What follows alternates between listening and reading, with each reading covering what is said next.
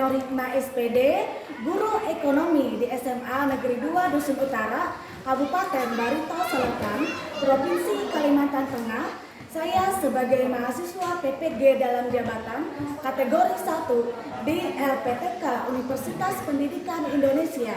Pada hari ini, Kamis 6 Oktober 2022, saya akan melaksanakan uji kinerja praktik pembelajaran. Selamat menyaksikan. Assalamualaikum warahmatullahi wabarakatuh. Waalaikumsalam warahmatullahi wabarakatuh. Selamat pagi. Pagi. Apa kabar hari ini? Baik. Alhamdulillah. Sehat semua? Sehat. Oke, sebelum kita mulai pelajaran, coba Ferdi masukkan dulu bajunya, dirapikan dulu. Yang lain juga siapkan dirinya untuk belajar. Buku pulpennya disiapkan. Ya, bagus. Semua sudah siap belajar hari ini? Siap. Iya. Alangkah baiknya kita harus segala sesuatu itu dimulai dengan Berdoa. Ketua kelas bisa silakan maju ke depan pimpin doanya. Sebelum memulai pelajaran kita hari ini, marilah kita berdoa. Berdoa bersama. Ya, terima kasih ketua kelas yang sudah memimpin doa. Semoga apapun yang kita lakukan pada hari ini semuanya akan berjalan dengan lancar. Ilmu yang diperoleh bisa bermanfaat. Untuk sekretaris yang tidak hadir pada hari ini siapa? Yang tidak hadir ada 2 orang, Miss Dianur sama Muhammad Supianur. Ya, keterangannya. Muhammad Supianur sakit, Miss Dianur izin. Iya, oke. Ada 2 orang yang tidak hadir pada hari ini. Terima kasih untuk sekretaris. Ada yang masih ingat tidak? Apa materi minggu kemarin? Ada. Iya, bagus. Apa materi kita pada minggu kemarin? Minggu kemarin tentang teori pertumbuhan ekonomi. Iya, berikan aplaus untuk teman-teman. Bagus. Berarti kelihatan siapa yang belajar akan mengingat materi kita pada pertemuan sebelumnya. Materinya tentang teori pertumbuhan ekonomi. Oke, untuk memantapkan apakah masih ingat pelajaran minggu kemarin? Sekarang aku bertanya lagi. Menurut teori historis, apa yang dimaksud dengan teori pertumbuhan ekonomi? Iya, namanya siapa? Rafli Effendi. Rafli Effendi, silakan Rafli. Menurut teori historis, kegiatan ekonomi dilakukan berdasarkan interaksi dalam masyarakat, yaitu pemerintah berperan penting sebagai pengatur dan pengawas dalam kegiatan perekonomian. Iya, luar biasa, berikan aplaus. Kalau begini murid ibu senang. Artinya apa? Kalian memahami pelajaran yang sudah ibu berikan pada minggu kemarin. Selanjutnya, hari ini materi kita tentang ketenaga kerjaan Indonesia. Adapun tujuan pembelajaran kita pada hari ini. Kenapa dalam belajar itu ada tujuan? Supaya apa kira-kira? Kalau misalnya kalian kan pagi tadi dari rumah, tujuan kalian ke sekolah. Tujuan di sekolah itu, itulah artiannya yang ingin kalian capai. Jadi tujuan pembelajaran kita pada hari ini artinya apa? Yang akan kita capai setelah mempelajari materi ketenaga kerjaan Indonesia. Pembelajaran yang akan digunakan pada hari ini adalah model pembelajaran based learning. Model ini menuntut siswa untuk lebih aktif. Jadi nanti kita ada pembagian kelompok untuk menyelesaikan LKPD yang sudah ibu siapkan. Jadi tujuannya peserta didik dapat menjelaskan yang pertama konsep ketenaga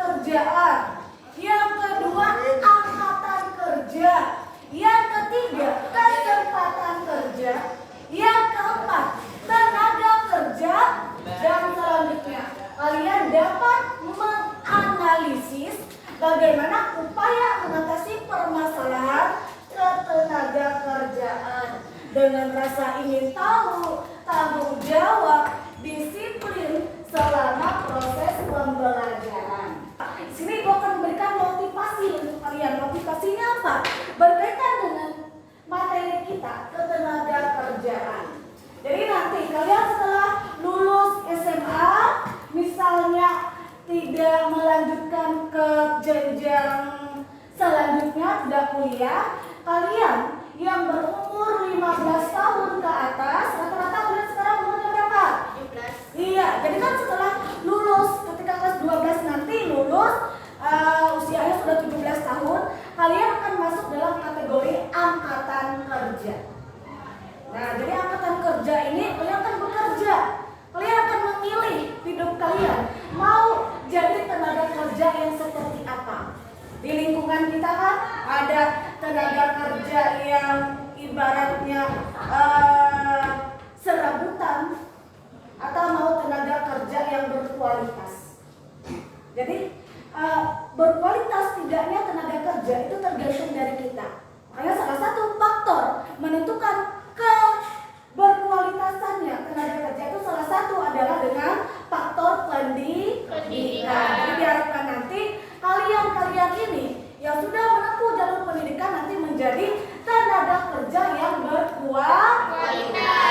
Selanjutnya kita masuk ke dalam pemaparan materi tentang ketenaga kerjaan. Sebelum masuk ke materi, di sini Ibu mau bertanya terlebih dahulu tentang keadaan ketenaga kerjaan yang ada di lingkungan sekitar kita. Pertanyaan yang pertama yang ada di benak Ibu, yang nantinya Ibu mau melihat bagaimana tanggapan dari kalian itu adalah: pertama, kenapa masih banyak pengangguran yang ada di desa kita? Siapa yang mau menjawab? Oh ya, ada 3 orang yang angkat tangan. Sekarang Ibu tunjuk yang di tengah. Oke, namanya siapa? Wanda Hamidah. Ya, silakan Wanda. Karena perusahaan di desa yaitu perusahaan PAP banyak memberhentikan karyawan, kurangnya lapangan pekerjaan, dan dari individunya sendiri malas untuk bekerja. Iya, berikan aplaus untuk Wanda. Ya, jadi sekarang itu kan banyak fenomena muncul pengangguran baru. Kenapa? Ucapan Wanda benar sekali. Di desa kita ini kan salah satu lapangan pekerjaan yang banyak merekrut tenaga kerja itu perusahaan Bumi Asri Pasaman atau BAP, perusahaan karet yang ada di desa tetangga kita. Itu kemarin banyak memberhentikan tenaga kerjaan. Otomatis kalau kehilangan pekerjaan itu dikatakan sebagai pengangguran. Yang kedua, kurangnya lapangan pekerjaan. Benar. Dan yang ketiga tadi adalah dari individunya sendiri. Kenapa? Karena dia malas untuk mencari pekerjaan. Bagus. Pertanyaan selanjutnya, tadi masalah pengangguran. Yang kedua, kenapa sih tenaga kerja kita itu kualitasnya masih relatif rendah? Ada yang mau menjawab? Ya, ayo. Siapa yang? Fajar. Oke, Fajar sudah angkat tangan. Silakan Fajar. Karena faktor pendidikan, kebanyakan masyarakat hanya lulus sekolah di tingkat dasar, seperti lulus SD dan SMP. Luar biasa Fajar. Ya, jadi ada dari teman-teman yang lain ada yang mau menambahkan? Oke, kalau tidak ada sudah luar biasa bagus. Fajar tadi mengatakan kenapa kualitas tenaga kerja itu masih relatif rendah, karena seperti yang kita ketahui di desa kita masih banyak masyarakatnya yang tingkat pendidikannya rendah. Rata-rata kan orang tua kita hanya ada yang lulus SD, bahkan tidak lulus SD. Pemaparan materi di sini hanya sekilas akan Ibu paparkan materinya. Nanti untuk lebih jelasnya bisa dibacakan di buku paketnya masing-masing. Peta konsepnya terlebih dahulu. Materi kita tentang ketenaga kerjaan. Jadi nanti ada beberapa yang akan kita bahas. Yang pertama masalah angkatan kerja. kedua tenaga kerja, yang ketiga kesempatan kerja, yang keempat bagaimana upaya peningkatan kualitas tenaga kerja. Sebelum masuk ke konsepnya, di sini akan Ibu jelaskan dulu. Yang pertama, penduduk. Penduduk itu terbagi menjadi dua. Ada yang masuk ke dalam usia kerja dan ada yang masuk ke dalam usia bukan tenaga kerja. Bagaimana syaratnya yang dikatakan sebagai usia kerja atau istilah ekonominya angkatan kerja, yaitu masyarakat atau penduduk yang berusia 15 tahun sampai 64 tahun. Dan yang bukan angkatan kerja itu adalah kurang 15 tahun atau usianya melebihi 64 tahun. Sampai sini konsepnya paham? Paham. Oke, selanjutnya yang masuk angkatan kerja tadi usianya berapa? 15 tahun. Ya, 15 sampai 64 tahun. Tapi ini ada kategorinya lagi. Yang pertama, ada masuk bukan angkatan kerja dan ada yang angkatan kerja. Yang bukan angkatan kerja itu yang seperti apa? Ramadan. Yang bukan angkatan kerja apa-apa saja? Ya. Pengangguran. Oke, itu dari Ramadan. Ramadan, lebih perhatikan lagi ya. Ibu menjelaskan ke depan. Dilihat di depan. Kira-kira yang bisa jawab siapa? Yang bukan angkatan kerja. Ya, Ferdi. Yang bukan termasuk angkatan kerja adalah orang yang sedang sekolah, Iya. ibu-ibu yang mengurus rumah tangga, serta mahasiswa. Iya, bagus sekali. Jadi bisa. Iya, itu kan. Tadi ada orang yang bersekolah, ibu rumah tangga, mahasiswa. Logikanya begini. Kalian kan sekarang sedang bersekolah. Ya. Umur kalian dari yang 15, 16, 17. Kalau sudah 15, 16, 17, itu tadi kategorinya masuk angkatan kerja. Tetapi apabila lagi bersekolah meskipun umurnya 20, dari mahasiswa umurnya misal 22, atau ibu-ibu rumah tangga, itu bukan termasuk ke dalam angkatan kerja. Selanjutnya, yang termasuk angkatan kerja terbagi menjadi dua. Yang pertama, bekerja. Yang kedua, pengangguran. Yang bekerja itu juga terbagi menjadi dua. Ada yang sedang bekerja dan ada yang sementara tidak bekerja. Kalau untuk pengangguran, pengangguran kategorinya ada 3. Yang pertama, apa Rizka? Mencari pekerjaan. Yang kedua, mempersiapkan usaha. Yang ketiga, sudah punya pekerjaan Tapi belum memulai usahanya. Ya, bagus. Itu tadi untuk konsep. Sementara konsep pemikiran tentang materi yang akan kita bahas pada hari ini. Jadi penekanannya untuk angkatan kerja itu meskipun umurnya 15 sampai 64 tahun, tetapi kalau dia sedang sekolah, kuliah, jadi ibu rumah tangga, dia tidak termasuk ke dalam angkatan kerja. Bagus. Nah, lalu definisinya seperti apa? Konsepnya. Yang pertama, ketenaga kerjaan. Di tujuan pembelajaran tadi kan kalian bisa mengetahui konsep ketenaga kerjaan. Maksudnya kalian paham definisi pengertian ketenaga kerjaan itu apa? Menurut Undang-Undang Republik Indonesia Nomor 13 Tahun 2003 tentang ketenaga kerjaan, yaitu adalah segala hal yang berhubungan dengan tenaga kerja pada waktu sebelum, selama, dan sesudah masa kerja.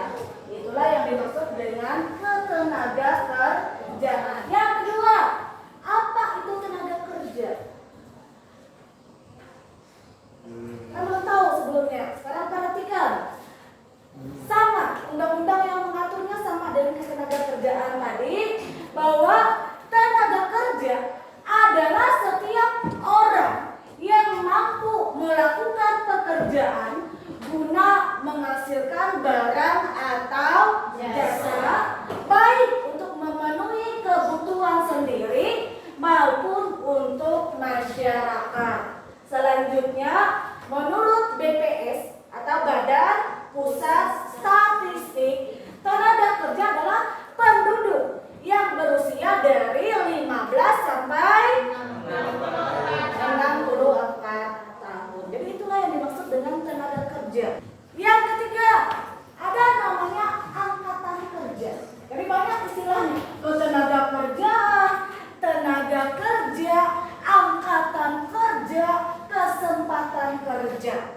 Jadi angkatan kerja ini menurut Badan Pusat Statistik atau disingkat BPS, angkatan kerja itu merupakan penduduk baik perempuan maupun laki-laki dalam usia produktif. Usia produktifnya tadi masih ingat? 15 sampai 64 tahun. Iya, yang bekerja dan atau mencari pekerjaan atau menganggur. Yang terakhir, kesempatan kerja. Kesempatan. Dari kata kesempatan, apa itu kesempatan? Peluang. Oke, bagus. Ada lagi tambahan? Ya, kesempatan itu sama dengan peluang. Peluangnya, ada tidak lapangan pekerjaan yang tersedia untuk menyerap tenaga kerja yang ada? Berdasarkan teorinya, dalam ilmu ekonomi, kesempatan kerja diartikan sebagai peluang atau keadaan yang menunjukkan ketersediaan lapangan pekerjaan dengan kualifikasi tertentu. Jadi, yang namanya kesempatan kerja atau lapangan pekerjaan itu sangat berpengaruh dengan tingkat pengangguran. Bayangkan saja, bisa di desa kita banyak perusahaan. Kalau banyak perusahaan, otomatis dia akan menyerap banyak tenaga kerja. Kalau banyak tempat bekerja, otomatis akan mengurangi tingkat pengangguran. Jadi semuanya saling berhubungan. Meskipun dari kitanya mau bekerja, kalau tidak ada lapangan pekerjaan, tidak ada kesempatan, juga sulit untuk kita mencari pekerjaan. Jadi kuncinya apa? Kalau lapangan pekerjaan semakin sempit, otomatis yang dicari adalah tenaga kerja yang berkualitas. Tidak mungkin perusahaan apapun itu merekrut tenaga kerja yang tidak berkualitas. Kita lanjutkan. Nah, sekarang kita masuk ke dalam jenis-jenis tenaga kerja berdasarkan keahliannya. Oke, sebelum Ibu jelaskan, di sini ada 3 gambar. Gambar yang pertama kira-kira gambar tentang apa? Guru dengan siswa. Iya, ada guru yang sedang bekerja. Guru itu juga bekerja. Nah, sedang mengajarkan muridnya. Yang kedua, ada mekanik, ya nyervis motor di dialer, itu kan. Yang ketiga, kulit panggul. Iya. Jadi dari 3 gambar ini berkaitan dengan jenis-jenis tenaga kerja. Jadi tenaga kerja itu terbagi menjadi 3. Yang pertama, ada namanya tenaga kerja terdidik. Yang kedua, ada tenaga kerja terlatih. Yang ketiga, tenaga kerja yang tidak terdidik dan tidak terlatih. Tenaga kerja terdidik itu adalah tenaga kerja yang mana untuk mencari pekerjaan itu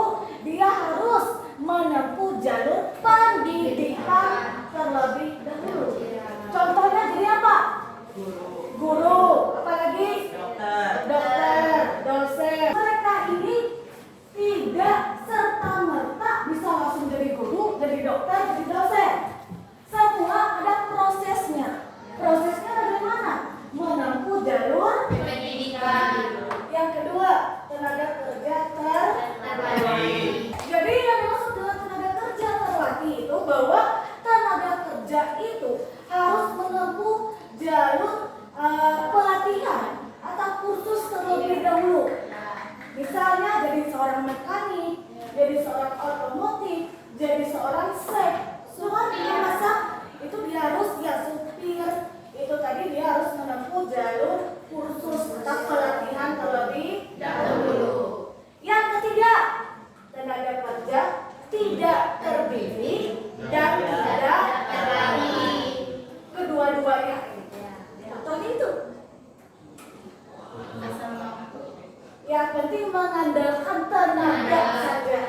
Jadi itu tadi jenis-jenis tenaga kerja. Materi selanjutnya, ini adalah materi yang terakhir, upaya meningkatkan kualitas tenaga kerja. Mirda, silakan bacakan. Upaya meningkatkan kualitas tenaga kerja. Yang pertama ada meningkatkan kualitas pendidikan. Yang kedua, meningkatkan kualitas kesehatan masyarakat. Yang ketiga, memaksimalkan pesan belai latihan kerja BLK agar mengarahkan program pemegangan. Yang keempat, yang kelima, Mempercepat sertifikasi profesi tenaga kerja, menyelenggarakan pelatihan berkala, dan yang terakhir memberikan bonus, reward, dan sanksi punishment. Iya, aplaus dulu untuk Mirda. Oke, kita adakan es breaking terlebih dahulu. 1, 2, 3. Tepuk semangat.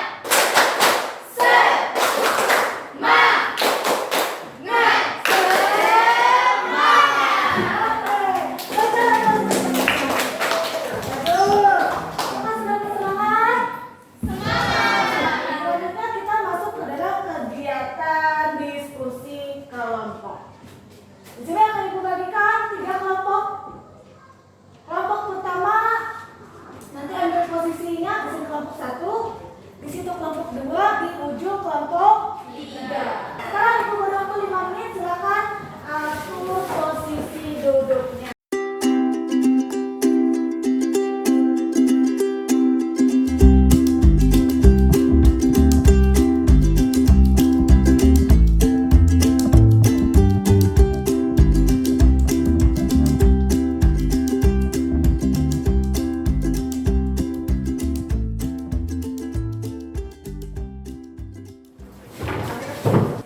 Nanti kelompok terbaik akan ada reward atau hadiah dari Ibu.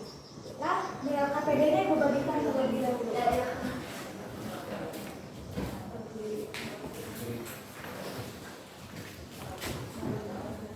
Ini LKPD-nya. Ya, silakan didiskusikan. Jangan lupa tulis nama-nama anggota kelompoknya. Nah, ini Ibu bagi 2 LKPD-nya supaya semua bisa melihat permasalahan atau kasus yang ada di LKPD-nya. Ya, Ibu kasih 15 menit. 15 menit diskusi, nanti 10 menitnya presentasi di depan kelas. Silakan dibaca dulu, di sana ada petunjuk pengerjaannya. Apabila masih ada yang kurang jelas, tanyakan dari Ibu di depan. Kelompok 1 ada kesulitan? Tidak ada. Kelompok 2? Tidak ada. Kelompok 3? Ya, silakan dikerjakan.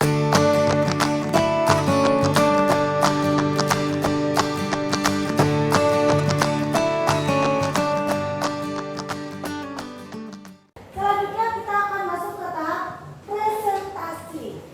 Oke, bila supaya adil, Ibu akan menyiapkan seperti kartu arisan undian terlebih dahulu. Sekarang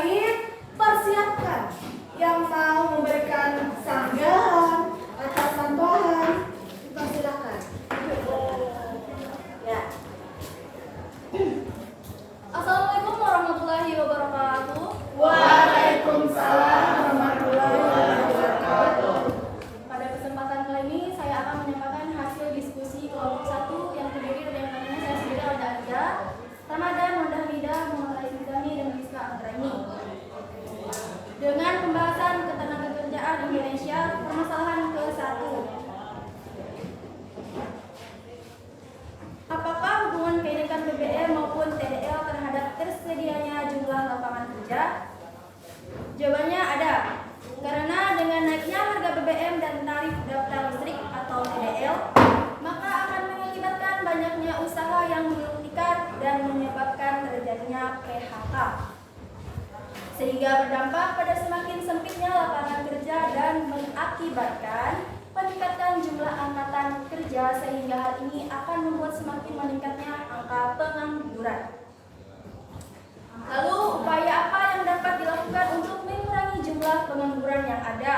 Yang pertama, menambahkan lapangan pekerjaan, memberikan pinjaman modal usaha, pemberdayaan angkatan kerja dengan cara mengirimkan angkatan kerja ke negara atau daerah yang memerlukan, pengembangan usaha sektor informal dan usaha kecil, mendirikan tempat latihan kerja BLK, memberikan kursus atau pelatihan, yang terakhir pemagangan. Permasalahan kedua, menurut pendapat kami, bagaimana peran perusahaan untuk meningkatkan kualitas tenaga kerja Indonesia? Nah, adapun peran perusahaan untuk meningkatkan kualitas tenaga kerja adalah yang pertama, tetapkan target atau tujuan yang jelas, memberikan tenaga kerja kebebasan untuk berkreasi, memberikan insentif berdasarkan prestasi, pelatihan berkelanjutan, ukur produktivitas tenaga kerja, keamanan dalam bekerja, serta pelayanan kesehatan. Sekian hasil diskusi kelompok kami. Mohon maaf apabila ada kesalahan. Saya Aldalia. Wassalamualaikum warahmatullahi wabarakatuh. Iya. Bagus, luar biasa Alda. Terima kasih untuk presentasinya yang luar biasa mantap.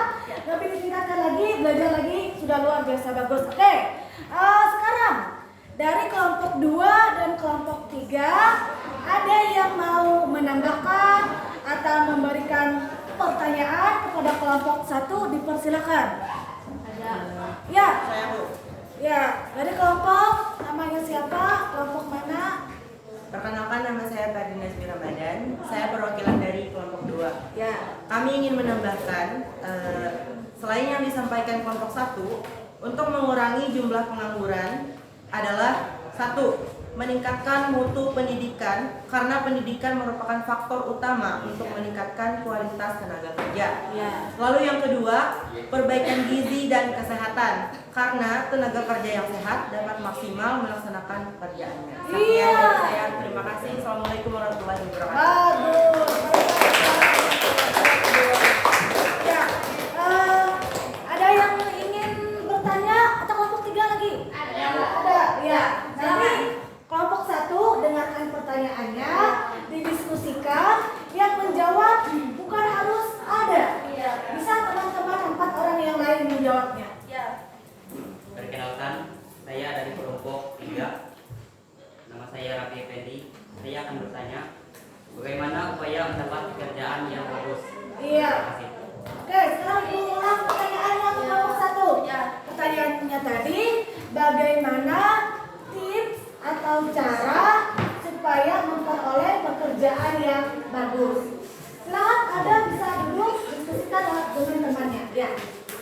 Nanti kalau sudah dapat jawabannya bisa langsung dijawab. Oke, diskusikan dulu. Ya. Oke, jawaban dari kami adalah, silakan untuk Anda membacakannya.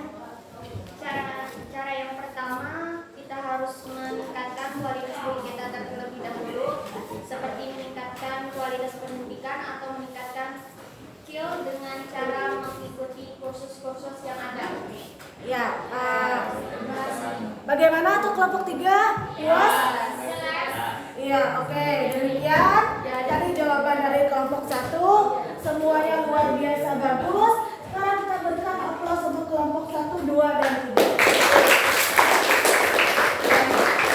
Oke, demikianlah diskusi kita hari ini.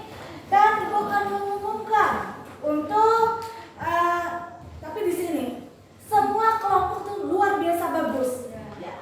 Tapi ada yang terbaiknya. Terbaiknya jatuh kepada kelompok 1.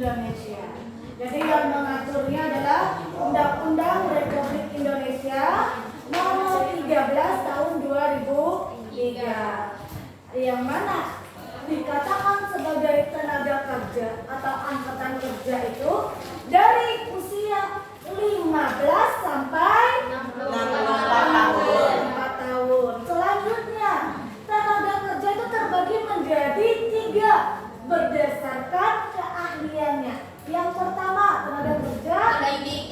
Yang kedua, yang ketiga. Bagus,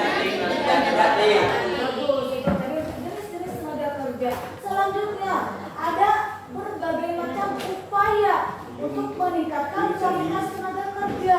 Salah satunya dari jalur pendidikan, meningkatkan kualitas kesehatan, mengadakan balai latihan kerja, mempercepat sertifikasi tenaga kerja, dan proses pemagangan. Jadi itulah tadi kesimpulan dari materi pelajaran kita pada hari ini. Apakah kalian sudah paham tentang pembelajaran hari ini? Sudah saya siapkan lembar kerja kalian. Ada 5 soal uraian. Silakan nanti dijawab masing-masing. Tapi tempat duduknya tetap ada seperti ini. Tempat duduknya tetap seperti ini, tapi dikerjakan masing-masing. Ini LKPD-nya. Silakan kerjakan. Jangan lupa tulis nama dan kelasnya.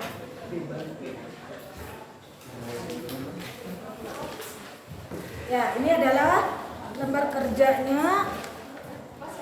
Silakan dikerjakan, tulis namanya, kelasnya, kerjakan masing-masing. Materinya semua yang sudah Ibu jelaskan.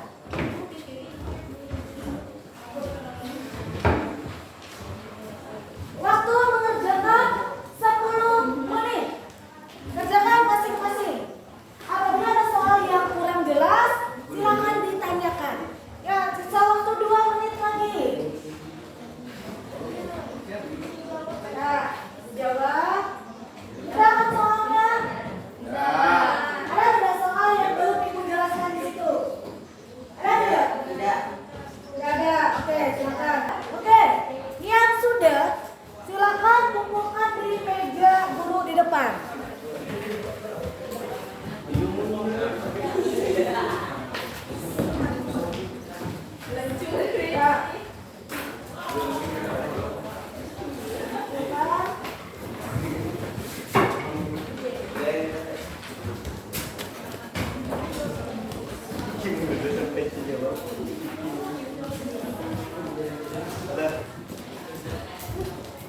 Sudah semua? Sudah. Ya, terus nanti akan Ibu periksa hasilnya.